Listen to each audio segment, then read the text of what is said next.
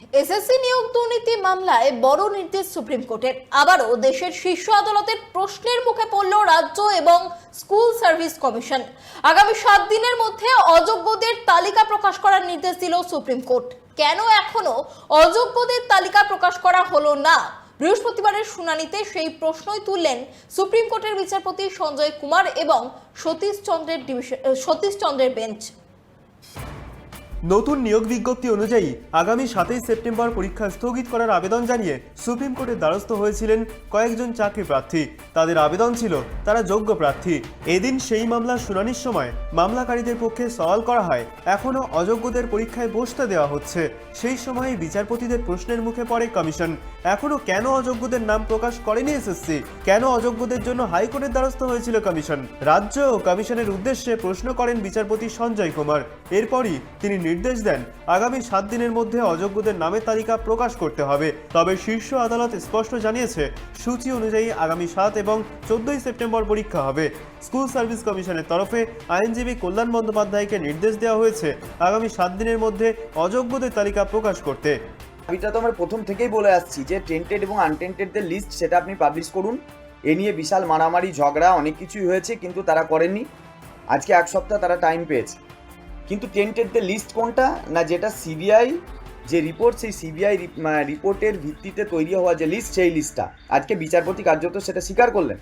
মানে তিনিও কিন্তু আজকে, যেটা আমরা বারবার কোর্টরুমে বলতে চেয়েছি, সিবিআই রিপোর্টটাকে মেনে নেওয়ার কথা, সিবিআই রিপোর্টের মধ্যে সব কিছু পুঙ্খানুপুঙ্খভাবে তদন্ত আছে, সেটা আজকে সেই সিবিআই রিপোর্টটাকেই তিনি মানলেন।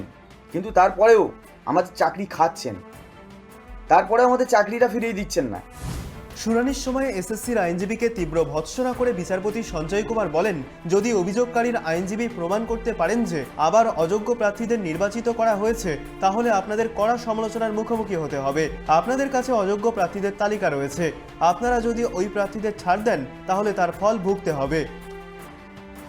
বিচারপতি কমিশনের আইনজীবীর উদ্দেশ্যে প্রশ্ন করেন, অযোগ্য প্রার্থীদের জন্য কেন হাইকোর্টে গেছে এসএসসি? কোনো যুক্তি এর জন্য যথেষ্ট নয়, যদি না কিছু মুখ্যমন্ত্রী চান যে ওই প্রার্থীরা থাকুন। এই নিয়ে সুপ্রিম কোর্টের আরও পর্যবেক্ষণ, নির্বাচন প্রক্রিয়া কলঙ্কিত হয়েছিল, কারণ কিছু মন্ত্রী চেয়েছিলেন তাদের প্রার্থীরা থাকুক। ত্রুটিপূর্ণ বাছাই প্রক্রিয়ার জন্য বোর্ড, কমিশন এবং রাজ্য সরকার দায়ী। এরপরই বিচারপতি সঞ্জয় কুমার তীব্র হুঁশিয়ারির সুরে বলেন, আপনাদের জন্য যোগ্যরা চাকরি হারিয়েছেন, তাদের জীবন নষ্ট হয়ে গেছে, তারা রাস্তায় নেমেছেন, আপনারা বিশৃঙ্খলা তৈরি করেছেন আর আমাদের দোষারোপ করা হচ্ছে। এটা কি ঠিক? সুপ্রিম কোর্ট কমিশনের কাজের উপর কড়া নজর রাখছে। নির্দেশ নিয়ে কারচুপি করা হলেই হস্তক্ষেপ করবে সুপ্রিম কোর্ট।